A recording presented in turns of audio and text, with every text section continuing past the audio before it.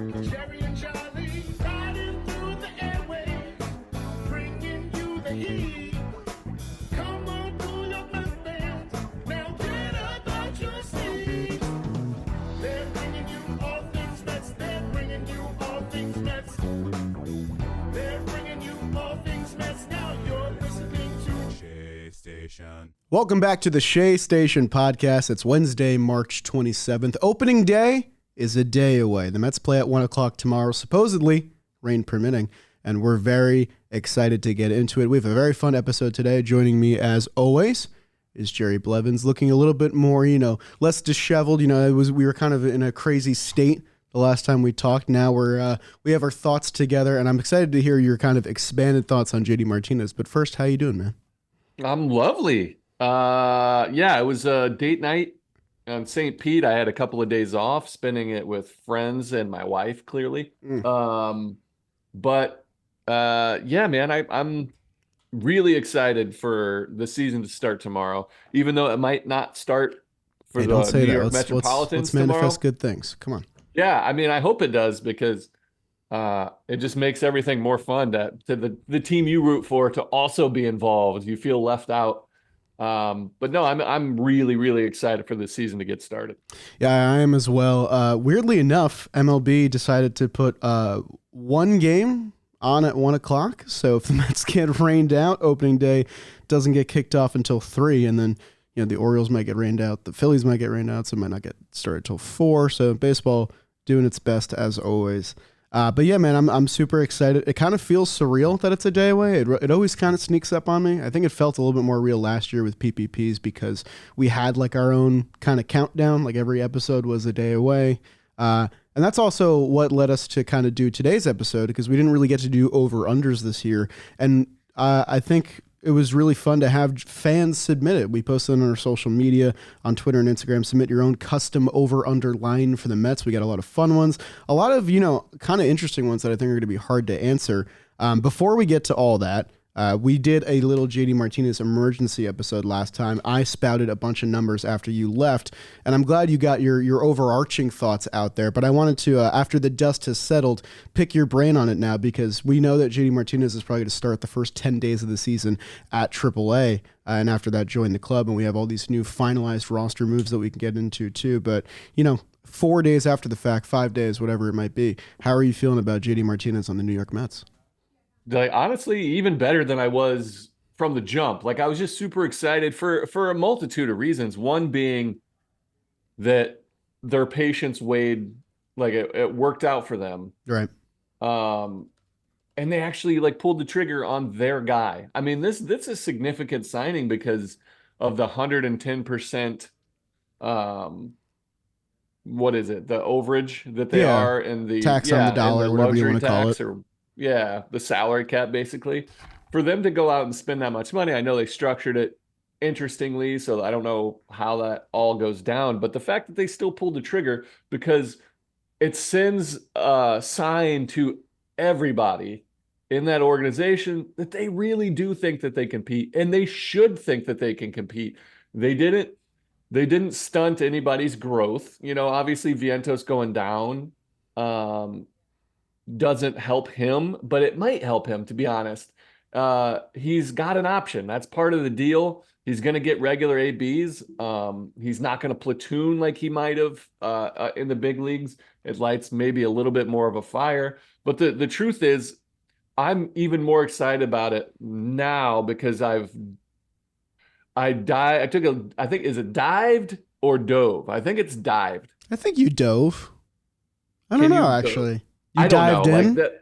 This is why English is so tough for people, including ourselves. Completely normal Spanish language. is very easy. Anyway, I looked deeper into how JD Martinez slotted and locked into that 4, the cleanup spot, how much better it makes the New York Mets. I took it from a pitching standpoint, having to attack. Number one, people talk about how it protects JD Martinez or helps protect Pete Alonso. And I don't know if most people know what that means. It means that, say Nimmo and Lindor, one of those guys ends up on second base with 1 out, and you have Pete Alonso up with the first base open. Well, before with Jeff McNeil batting in cleanup spot behind him, which is possible, and they did it last year and they did it in spring training this year even. Uh, I'm not pitching to Pete Alonso. I'm Right. not giving him anything close to the heart of the plate to drive a run in from second base, knowing that first base is open and I don't have to throw him a strike and then with JD Martinez behind him, I don't really want to pitch to Pete Alonso still, but I'm not going to easily give him first base because then you have first and second with JD Martinez up, a guy that Right. can hit 40 home runs in a season again. He hit 33 in limited games last year. It just gives Pete that protection to know he's going to get some pitches to hit this season on a more regular basis than he would without him behind him. And on top of that, my favorite part of it is that it gives Carlos Mendoza a ton of flexibility because he's got Lindor locked in at the 2, Alonso at the 3, and JD Martinez at the 4. So those are your 3 biggest hitters, and they're locked in, and they're probably going to play every single day once JD Martinez comes up, or at least majority of those days, especially the first 2 played in 160 plus last year. That allows Nimmo at the leadoff spot to be there. And if he's not working out, or if Starling Marte, who now doesn't have to hit fifth, can hit seventh or eighth, if he starts showing that he's got that speed, he stole a base and looked the part. He bunt single at the end of spring training. He looks healthy. If he's dynamic, like the guy that they signed to that 4-year deal, and he's going to steal 40 bags, move him to that leadoff spot, move Nimmo, who's all of a sudden showed some power surge. He's not a base stealer. He's an on base machine, but he's not a base stealer. He doesn't have to be.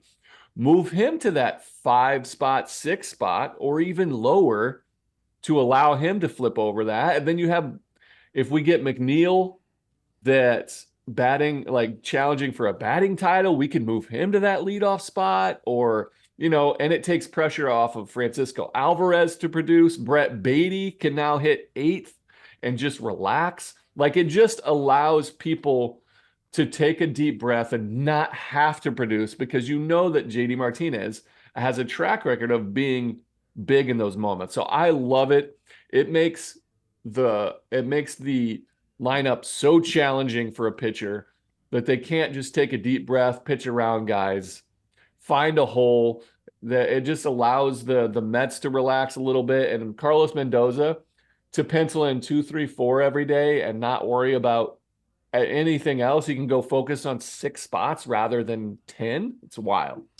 I love pretty much everything you said there. I wanted to focus in on the protecting Pete Alonso thing, because I do agree. Not a lot of people might, they might not know what that means. And I think it's explained pretty well statistically. And last year, with a runner on second base in any scenario when Pete Alonso was up, he walked 14 times in 62 plate appearances, which is about roughly, 30% of the time. 468 on base, which sounds great, but you want Pete to be slugging in those scenarios. You want him to be hitting, and he's not really getting those pitches to hit. It was kind of the same thing in 2022 when the team was really good. 37 walks to 31 strikeouts in runners in scoring position scenarios. And obviously, we had the line moving back then. That lineup was very cohesive. But it does expand this lineup, and it gives Pete a chance to, maybe see a fastball or two in those counts. And who knows, maybe his offensive numbers will go to new heights. But that's not even speaking on what JD Martinez brings to the table in this 4-hole. And I think what we were missing last year compared to 2022 was, in 2022, the top 4 was the same every day, and it was awesome. It was Nimmo, Marte, Lindor, Alonso, day in and day out until Marte got hurt. I think this year we're going to see that, I hope, in some form with Nimmo, Lindor, Alonso, and Martinez, and I think that's going to be really helpful to the Mets' everyday routine and getting into a rhythm and hopefully emulating the offense that we saw in 2022 that could come back from anything and string together a rally out of nowhere. So I loved everything you said there. Is there anything else you want to get off your chest before we dive into these over-unders? No, there is 2 things, but you said it. Like, they're going to lock in Nimmo, those top 4 probably for the foreseeable future. The question marks are Francisco Alvarez, who both of us are predicting an all-star level breakout from. And I think he's capable. He hit 25 home runs last year, and he had like streaks of just completely looking lost at the plate. Right. And he's got another year there. And he's very exciting. Brett Beatty, who we still think can be a guy, but now he's still got home run potential. We don't know what we're get, but that's a true wild card. You have Harrison Bader, who is a defensive guy who's shown streaks of power and production, but he is focused and he has mentioned it, which I think is so smart. He understands who he is as a player. He wants to be healthy enough to play defense, and he wants to get on base. So he's going to make the pitchers work. He's going to be aggressive when he is aggressive. And Starling Marte, who's one of the most dynamic players in the game when he's healthy. Obviously, he's older. We haven't seen it since before the injury in 2022. Who knows? He might be that guy. He looked like that guy at the end of spring training. He hit the ball for power. He bunt singled. He stole a base. He looked great. So that's exciting. I think that's a good piece. And those numbers with runners in scoring position are even more skewed because if it's less than 2 outs and they want to put Pete on even more so last year, like, that's him being aggressive and trying to go make things happen. The one thing I did want to ask you about is Jordan Montgomery's signing real quick. Oh, yeah.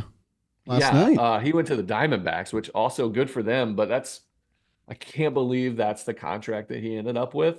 But it kind of puts a little like the flame out because the Mets were still in the hunt, and I think the Yankees fans should feel terrible. I don't know, man. Like there's a world where Snell and Montgomery are free agents again next offseason, which is absurd to me. If you said that to me, at the beginning of offseason, I wouldn't have believed you. And maybe the Mets had that thought as well, and they're thinking, okay, when we have $100 million freed up, let's go after those guys then, and let's see them do it another year. But at the same time, 1 year for 25 with that vesting option if he makes, I think, 10 starts. That's huge, man. That's a great deal for the Diamondbacks who are going, full pension here and just trying to get everything going after that World Series year.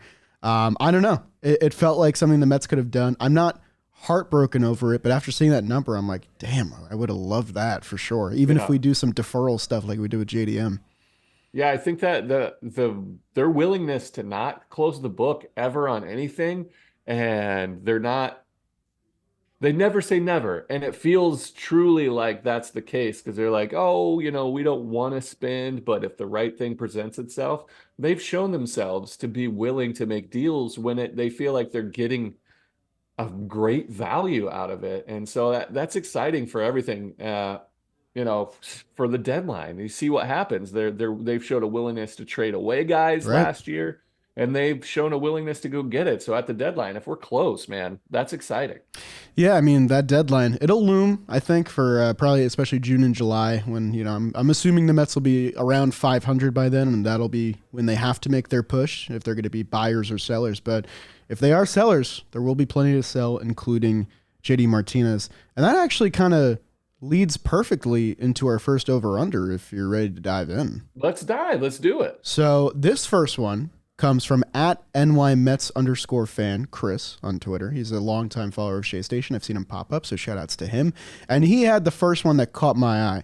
He asked us, do you think the Mets will be over or under 3 games back from a playoff spot at the trade deadline? So I adjusted that to 2.5 to make it more of a line, whether or not you think that's fair or not. But last year, when the Mets did their sell-off, they were 6 games back. And, argue whether or not you think they could have made it or not. I think we all thought that was probably the best move after watching them play for 4 months. But I don't know. This is a good question because over in this case, I think would be the bad thing because they're further out. And 2.5 games is something you can make up in one series. And that could be the difference between the Mets going for it, not going for it, or standing pat. So I'm curious to see where you land on this one. I like the over-under. 2.5 feels like a good, sharp goal to have around that deadline. There is a difference I find in this year's team and their flexibility in last year's team that was 6 games back. It felt like more than that. It felt like daunting because the pieces were kind of falling apart anyway. We didn't know health of anyone. Nothing was secure. If I gotta stop saying we're. If the Mets are, what? Let me pause you. Don't stop saying we're. Because we're part of the team, man. I go to the. I agree. I buy the tickets. I buy the hot dogs. Feel it. I'm but there. Like when I'm on TV, we're advised not to say we. Really? Yeah. Because even though we cover the team, Jerry, you were on the team. I know. It's wild. But so if the Mets are 6 games back and it's shaped different than it was last year, I don't expect them to automatically sell. Um, I could see scenarios where they're 6, 7 games back. Yeah. They've got Senga coming into his own now, and they're making a push, and Severino is looking great. Alvarez and the top 4 guys are banging, and they're making a push. I could see them making some moves. That's the thing. They have flexibility now.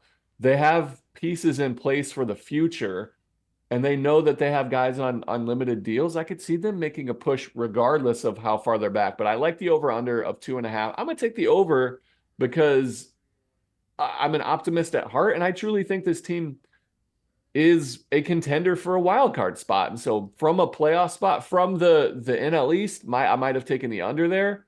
But as far as, wild card, I think they're all over it. So just to clarify, when you're spinning this positive take, you're saying that they're going to be closer than 2.5 games. Correct. So this would be the under. As in they're going to be better. Okay, so this would be the under in that case. Yeah. It's kind of a weird reverse snenario for our first one. Okay. Okay. Over. That makes sense. I sabotaged you a little So bit. that reminds me of the if the thermostat, if it's hot outside and the thermostat is on 72, Yeah.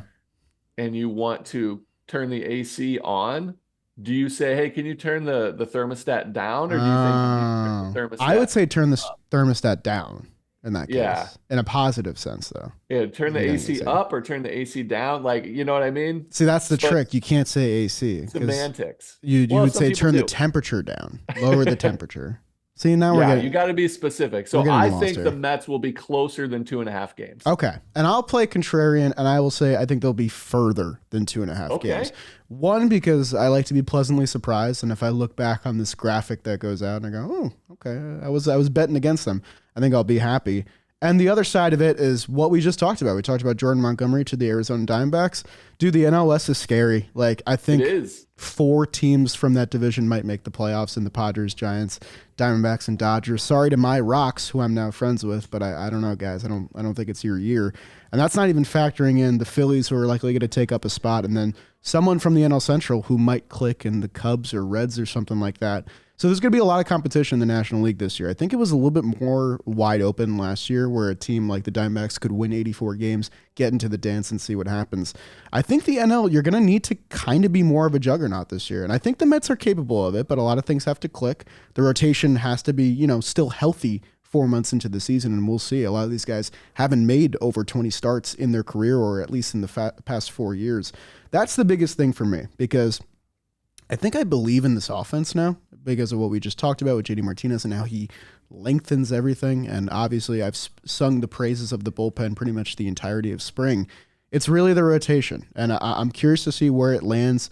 The depth is there, but I'm wondering how deep these guys can go into games, how much they can save the bullpen from getting taxed throughout the season. So I'm going to cautiously say over. I think it's like a close over, though. I think they could be 3-4 games back and still be in the realm of possibility and maybe just stand pat. Okay, I like that. Yeah. So to me, I agree with you. I think the health of the rotation, the effectiveness of the rotation is everything for this team right now. Yeah. And Senga coming back. They need a True. I didn't think about a that. guy that can dominate a game every once in a while. And I think Severino might be that guy.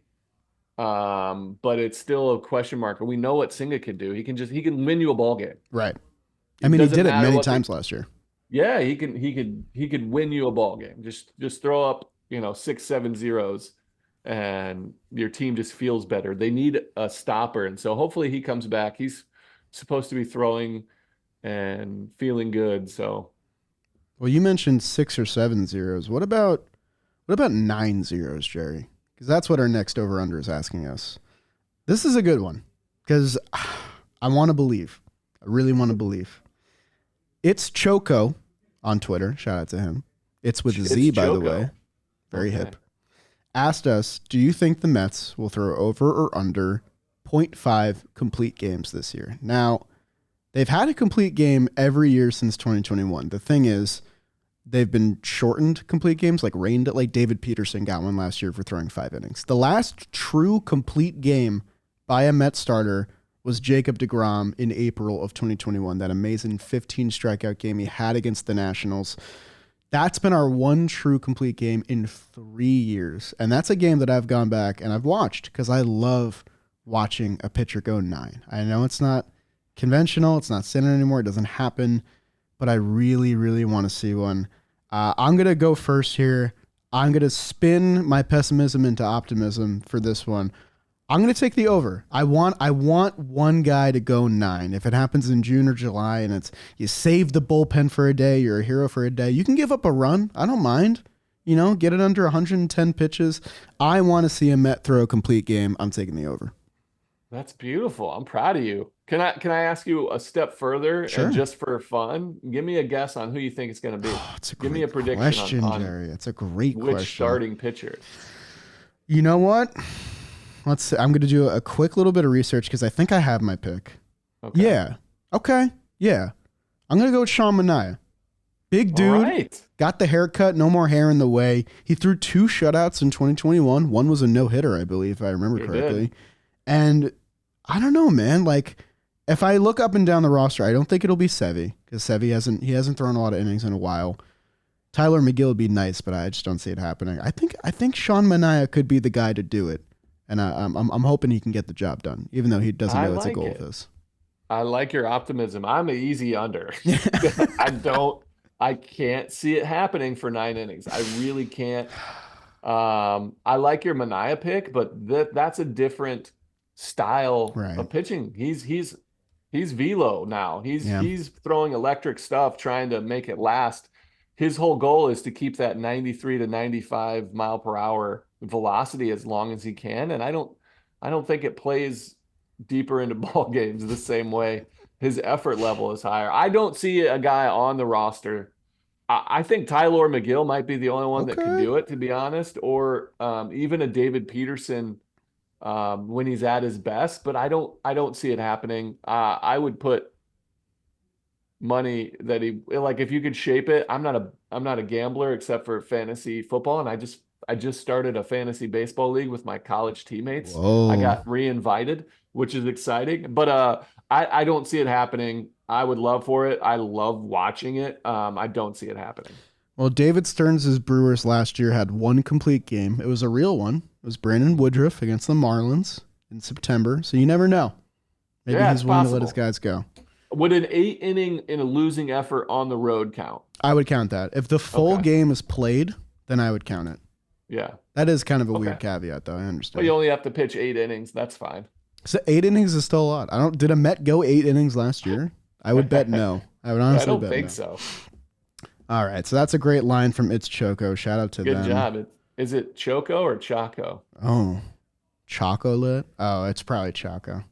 I don't know, but Choco sounds cooler. You got to chime in sooner, man. You got to save me. I don't know. I figure you're hip. Oh, we're talking about Choco Tacos again? Did I hear you drop that? I did, yeah. Sure, it's been too long. Didn't they get discontinued?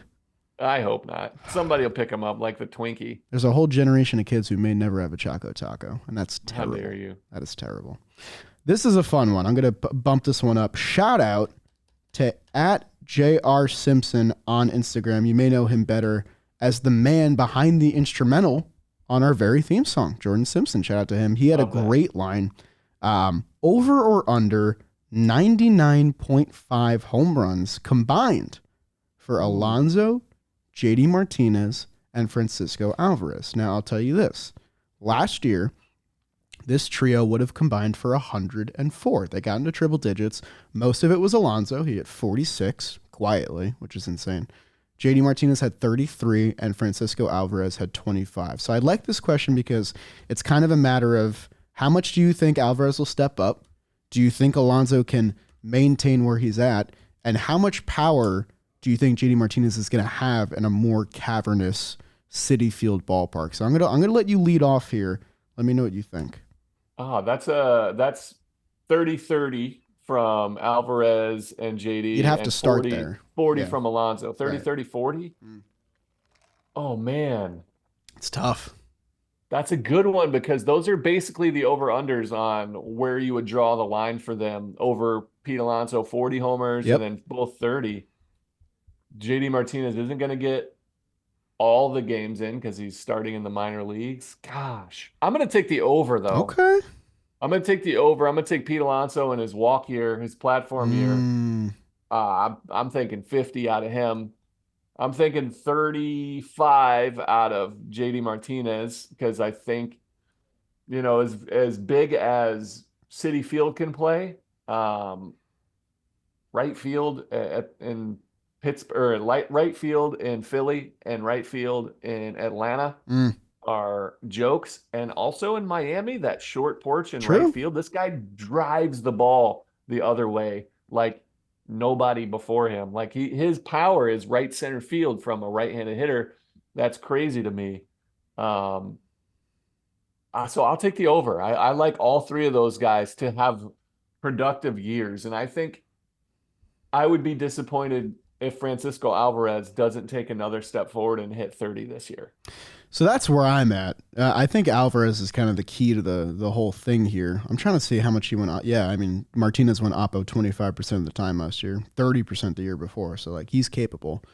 For me, it's Francisco. I need him to get to 30 because I don't know. I don't know, and I don't think I need JD to hit 30. I think I just need JD to be a productive extra base hit guy behind Pete Alonso, knocking in runs, hitting for a high average, whatever. And you'd like the power to come with that. I think Just to produce runs. exactly. That's what we need out of your cleanup. Because I Clean it agree. up. That was a point I was going to make with Pete. Is that I think Yeah. contract year, I think those numbers are going to go up. He's got JD Martinez protection now. He's got something to play for. I think that he might have a chip on his shoulder from last year. Maybe that number goes up. Maybe you see 50.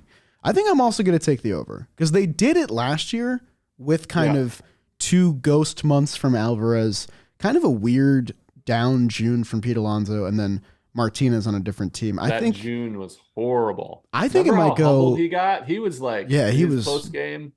He got humbled by baseball, and it'll do that to you. And I think he learned a lot from it. Yeah, what did Pete bat in June? It was tough. Oh, it's like under 200, maybe even under 100. Whoa. Yeah, he batted 152 with a 586 OPS. Yeah. And then every other month was great, which is insane. September was tough too, I think. Yeah, he stumbled a little bit at the end. Still at his home runs, so I got 7 that month. Yeah. But But I think I think they get the over here. I'm glad that he added Alvarez instead of Lindor because that's another 30-30 season, 30-30-40. So I like the over. I was going to say this before. I think it might not even be 40-30-30. I think we might see like 50-25-25. Like I think that might be our recipe. That's over too. That's over. So I mean, there's different ways to get 25. there. I'm excited though because again, 100 home runs out of these guys in the lineup. I don't want to put this on Pete, but I was excited for Conforto's walk year under different circumstances, different leadership. It was different, but I was surprised that Conforto didn't perform to his best ability his walk year. Yeah. So I mean, there's some pressure that goes chance. with it. There's a non-zero chance that it affects him negatively, but I truly think that he'll be. I mean, he's excelled in the spotlight. He lives for those kinds of things. So I think it's going to motivate him even more. Not that he needs it. Yeah, no, it's an interesting question to ask because like it is a matter of pressure and how you respond to it, and I'm hoping that he responds well. This is if he plays well. I mean, he's got generational wealth. If he struggles, he's going to be another year-to-year kind of guy. He has to go out and prove himself again. So there's a lot on the line for him this year, and that there's no beating around the bush. This is a big deal for him. He'll be fine financially. No matter what happens, he's already done well for himself through arbitration and everything. But this is a chance for him to make 9 figures. Make that MVP money. We'll see. Absolutely. Well, speaking of getting the big deal and making the most of it, Jerry, I need you to offer some insight here. Okay. We have a line from CJ Maurice, hope I'm saying that right, on Instagram. Over or under 5.5 Jerry Blevins appearances in the Mets booth in 2024. Now, I don't know if you know the exact number from last year. I'm hoping you can offer some wisdom here.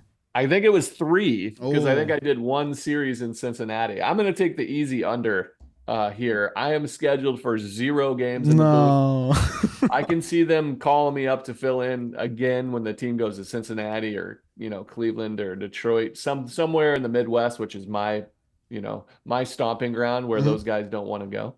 I would love to be the over on this, but that number that number is a little high for me.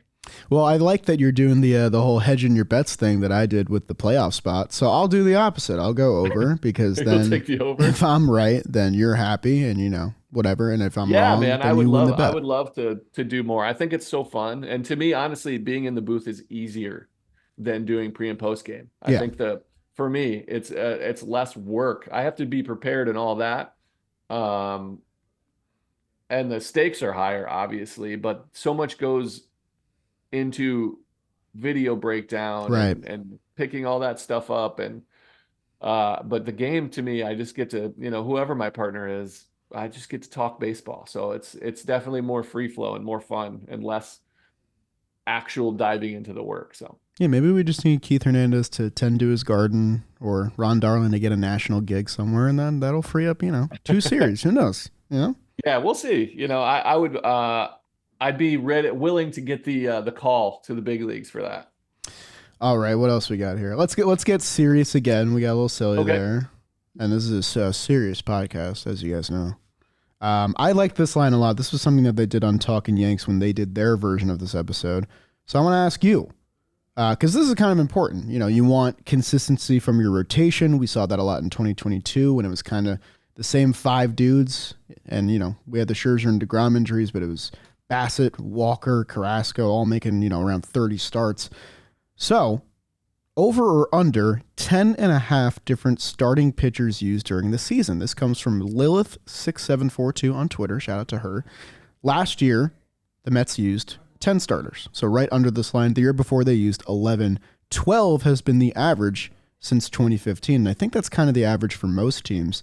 So how much will the Mets plunge into their depth? Can they rely on the 5 guys that are on this opening day roster? And also a caveat to this question, are all of these starters going to be on the team the whole season? Because if some of them get traded, a lot of guys will get moved around, called up. Maybe Budo and Lucchesi get some looks. So I'm curious to see where you land. I'll let you lead off on this one. You want me to lead off? Yeah. I was going to let you lead off. Oh, I can lead off. Yeah, you go ahead.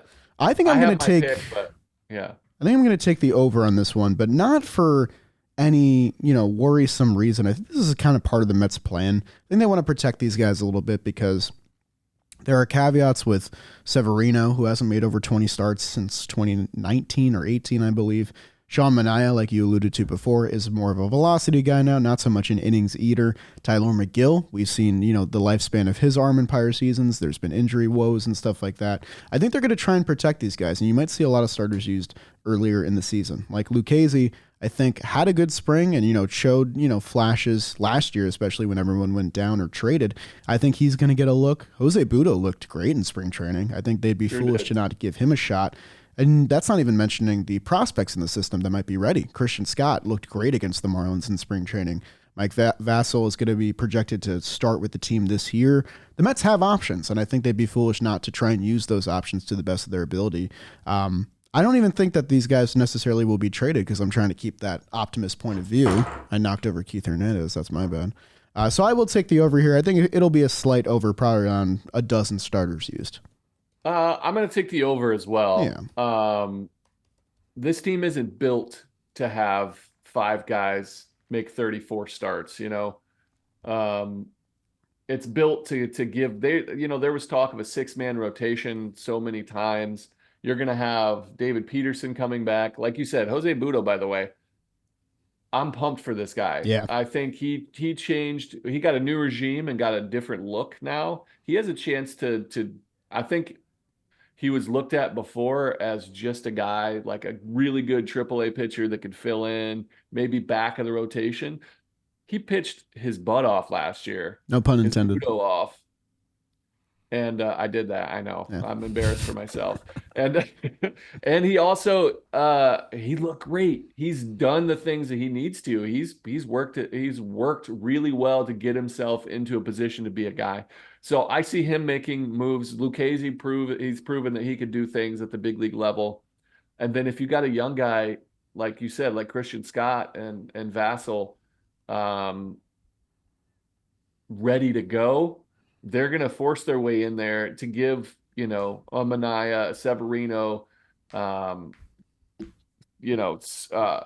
Senga, who's gonna be one of, make it 6 already. True. Yeah. You're gonna get, yeah, I'm gonna take the over. That's an easy one for me, and it's not a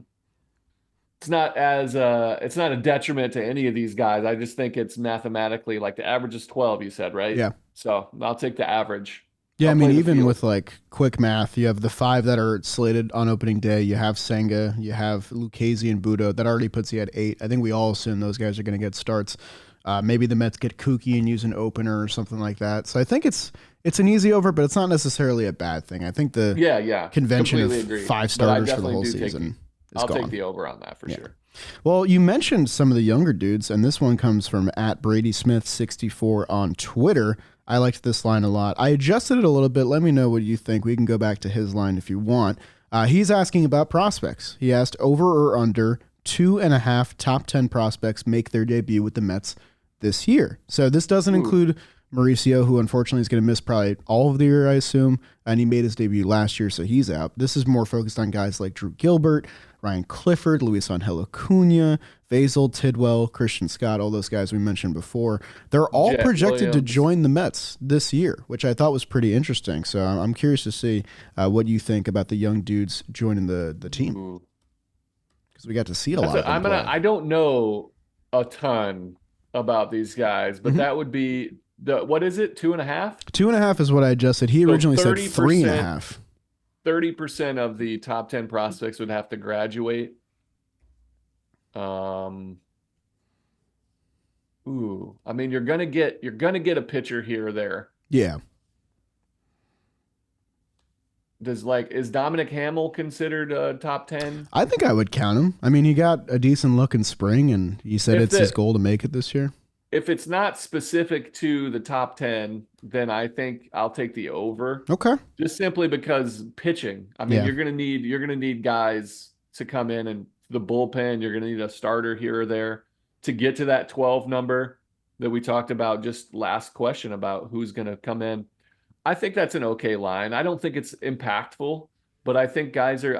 I'll take the over. You're gonna get. If Acuna is ready and somebody goes down, I think they won't hesitate to bring him up because that's what they traded for. Yeah. So it's not about they don't want to start his clock now. If they get to a point to where they need somebody and they want to give an extended look, hell yeah, bring those guys up. Why not, right? Yeah. See, I don't know, because I don't think Jet Williams will come up this year, although we're all really excited for him. I think one we'll definitely see is Christian Scott. And we got to chat with him, and he was very, he was a great guest, and he just looked really good against the Marlins. Looked like totally in control of his stuff. Oh, my light went out. I gotta wave my arms around in a second. I think I'm gonna take the under here, and I'm gonna explain why after I do this. That was a treat for the YouTube fans. Gotta get my lights back on. Sick. Hey, wait, whose jersey are you wearing, by the way? This is a sweatshirt. No name on the back. I'm on the team. Oh. Another It's reason a why I hoodie? say we when I talk about the Mets. I bought That's this a from the hoodie? Mets team store. Yeah, it's nice. You want to see? That's nice. Oh, yeah. This is my flex hoodie. Come on, I man. like that. It's one of my favorites. Is that I don't wear is it that a like- lot because it's like is a that like cream color, and I don't want to get $300? dirty. This was a lot of money. Yeah. It was. Yeah. This that's was, I nice. went to a Mets D-backs game like 2 years ago, was not dressed for the wind, and bought a Yeah. sweatshirt. Yeah. Good, good man. purchase. That's awesome. What the hell was I saying? What are you gonna do? I'm going to go under. I think Okay. the names I see here, I believe in Christian Scott coming up. I think Drew Gilbert makes a ton of sense as like a September call-up. But a lot of the other guys, like Parada, I don't think so. Jet Williams, I don't think so. And I'm cautiously optimistic that they won't have to lean into their pitching depth in the prospects as much as they might have to in the real world. And I'd like to think that the depth they've established with like fringe major leaguers, quadruple A guys will be enough to get them there. So I'll cautiously take the under, but mostly because I think we're going to see all of these guys in 2025, and the Mets are going to have a really fun problem on their hands of too many talented bodies on the roster. That's why I took the over now, because they're gonna see these guys next season at the least, and it'd be nice to get a head start on who these guys are and see them at the big league level, get their cup of coffee, and to see how they compete. So I like that rationale. cool. Jerry, we have one more over-under on today's show, Okay. and it is a good one. They've all been good. Shout out to you guys for submitting them. Yeah, thank you guys. If you miss those posts, follow us on socials. You won't miss it next time, and maybe we'll read you on the show. This last one comes from toe_knee on 48 on Instagram. Shout out to him. He asked specifically about Luis Severino. I'm going to convert this to all Mets starters. Okay. Over or under 0.5, so one or none, Cy Young votes for a Mets starter this year. In general, because there's some twists and turns. Kodai Senga might miss 2 months. We know how much of a wild card everyone else is. How good is Edwin Diaz going to be? He could get a Cy Young vote. So if you're over, I want to know who it's for, and if you're under, I want to know why. Yeah, I'm over, and it's for Edwin Diaz. Oh, yeah, okay. I think he's going to have a lights-out season, and I think he'll get some down-ballot votes just for his dominance. But I do like Severino, man. I do like it. I know it's tough. I know he hasn't had one since his last All-Star season, 18 or 19, and his health has been an issue, but he's in a platform year. He was a free agent, but he just signed a 1-year cheap deal. You know, Jordan Montgomery just got 25, and Severino got 13. And if their ceilings are met, I think Severino's a more talented, higher-end starting pitcher. So he's very motivated to go out there. This guy looked like he was going to be an absolute stud for the Yankees, be a lifetime Yankee, one of those homegrown guys. And his health held him back, and he underperformed and had a horrendous year statistically last year too. I could see him, having some Cy Young votes. I truly think his ceiling is Cy Young, but I don't think health, and I don't think the Mets will push him if they're contending, because they want him in October. But at least Edwin Diaz gets it. But I like Sevy, and I like that toe under knee. Yeah. I like that toe under knee, or Tony. I'm assuming his name's Tony. So I would assume. I didn't dive in too much. Yeah, I think Tony is right here to pick Severino because he's got lights out stuff when he's on, and it's all about health. So I think I'll take Diaz and Sevy. Yeah, we've sung the praises of Sevy. He is very clearly, I think, the biggest upside guy in this rotation. Also, probably the biggest wild card. I'm going to go over, and I'm going to put my eggs in the Severino basket, I think, as well. He's a guy that finished top 10 2 years in a row in 17 and 18, which is, a long time ago at this point, but that is the guy he was at age 23 and 24. At age 30, I still think there's something in the tank for him. The big thing for me, we don't want to do spring training stats too much. 1 walk in 14 innings, 1 walk in 4 starts, a 0.71 whip. Strikeout stuff was there, man. Like there's something to believe in with Luis Severino if he stays healthy. If he can give me 25 starts this year and get to 150 or 60 innings. I'm not saying he's going to win the award, but it'd be hard to ignore him in that case because I think those would all be pretty solid, decent innings. The Mets are going to have to protect him. We all know that. And I think that out of everyone, if Senga is going to miss, 8 starts or whatever the number might be, I think Severino is the best pick here. So I'm going to cautiously take the over, and I'm going to say it's going to be him in the end. I like it. But also shout out Jose Quintana because he's our opening day starter.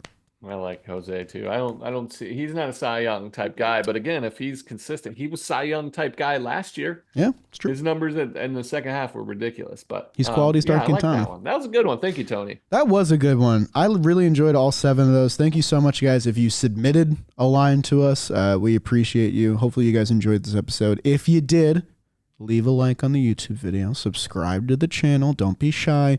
Maybe leave us subscribe. A 5-star review if you're listening on a podcast app. On YouTube? It notifies you when there's a new episode. I'm so glad you asked, Jerry. This is a great learning. Does that help our station if we have people touching the bell? I know the whole algorithm. I like the way you're talking right now. You're using all the YouTube lingo. This is terms. out of my realm, but is that I know how many things because they always say like and subscribe. Right. But if people are getting notifications, does the system know that? I think that they're less likely to miss your upload in that case because sometimes YouTube gets wonky and they brush us under the rug. But you guys are great. Thank you, audience. If you feel it in your hearts to help out the channels, please do so. We do appreciate you. We'll see you sometime next week. We're not really sure yet, but by then, The Mets will be winning baseball games, and that's really exciting. So, So happy opening day. happy opening day. You guys. I hope it's Thursday because I know that Jolly, you are one of many that are excited about opening day. All right, guys, listen to this amazing outro music. We will see you next time, and let's go Mets. Let's go Mets. Let's, because we're on the team. Because we pay for beer. We have a rooting interest. So it is. We also kind of market the team, if you think about it. That, especially with that fire sweatshirt you got there.